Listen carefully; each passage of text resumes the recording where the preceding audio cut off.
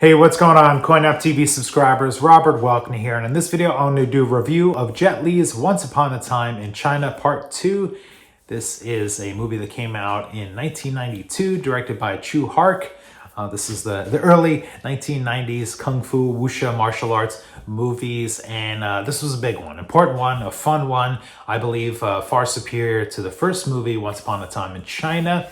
This stars Jet Li as Wong Fei-Hung, Rosamund Kwan, Siu Chung Mok as Foon, Donnie Yen and David Chiang as Mr. Liu. David Chiang, of course, is a legendary Shaw Brothers actor, and it was great to sort of see a Shaw Brothers actor of his statue popping up into this movie and having a pretty large role as Mr. Liu in this movie. And of course, Donnie Yen was kind of making a name for himself in the Hong Kong cinema market, action market, and Jet Li rose to fame from the first Once Upon a Time in China movie, so it was great to see them connecting into a couple of fight scenes here. I'm going to give my letter grade at the end of this video. This video will contain some spoilers. I copied and pasted the synopsis from IMDb, and usually in this video as I read that, but the synopsis that's on here makes no sense. It just says the year, the setting, a couple of characters that are in there. We're basically, we're in 1895.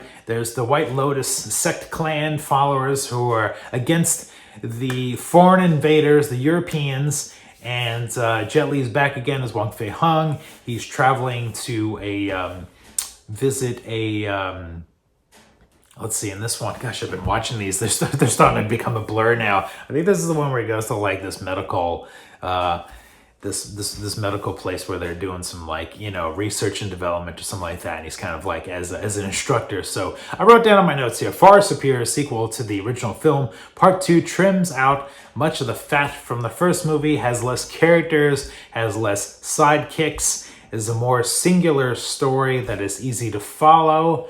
The movie isn't perfect though. The part in the beginning, the first half kind of drags a little bit. I guess that's kind of like the formula for a lot of these movies is drag in the beginning and then hook me in the second act, bring things all together. It's the second act where things really pick up with the action and the intensity, and that's when I became very invested in the movie. I start kind of leaning forward and paying attention a little more, whereas the first half I'm like, okay, I'm watching, we'll see where this kind of goes.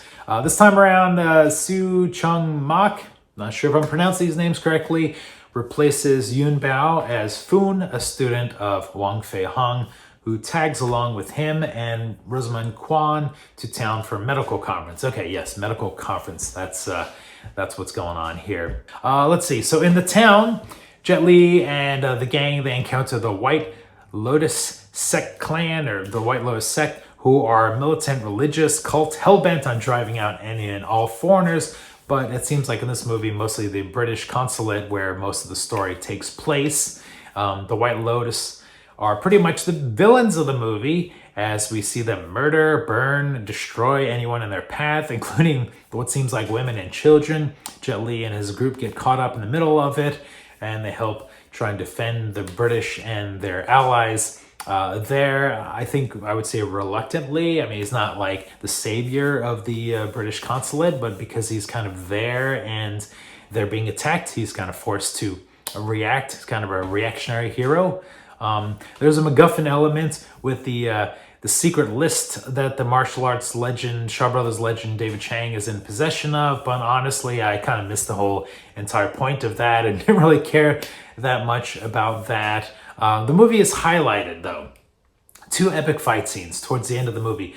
Jet Li versus the White Lotus Sect leader, and then Jet Li versus Donnie Yen, who has his own selfish agenda as kind of a city official. It's a little unclear what his agenda is other than he's shady, but it just triggers a reason to have Jet Li and Donnie have a fight. They actually have kind of 2 fights. They have like a playful introduction fight scene, and then later they have kind of an all-out brawl in this warehouse with these big giant poles, and that's like visually interesting and fun to watch. Maybe a little over the top. I actually thought, okay, trigger opinion right here. I actually thought the Jet Li versus the White Lotus Sect leader, commander, was actually a better fight than Jet versus Donnie. You'll have to let me in the comments below if I'm way off base on this. I just thought that the Jet and the White Lotus guy was more open.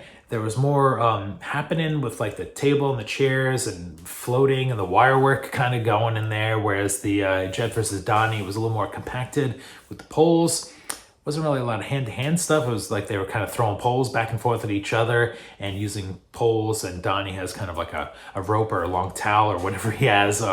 It's all clever stuff, but I think the other fight captured my imagination and my spirit a little more. Again, I look forward to your comments, feedback. When it comes to the Criterion, this one, the picture quality is way improved than the last movie. If you watch my previous video for Once Upon a Time in China, I thought the picture quality wasn't really that great, and I was actually kind of saying, what the heck? But now it seems like the film stock, the quality, the restoration, whatever, was improved.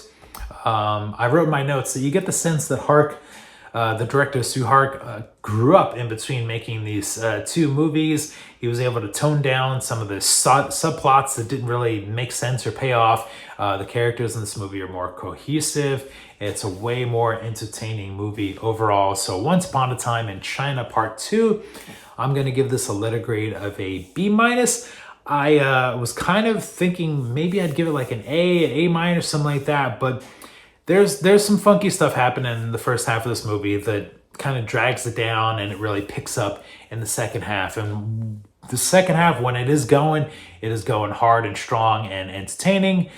So there you go. Let me know what your thoughts are on this movie. If you're a Jet Li fan, if you're enjoying my videos, I look forward to your critiques of my critiques. It's kind of fun to read the comments. And if you're brand new, please like and subscribe. Thanks a bunch for watching for Coin Up TV. We'll see you in the next video.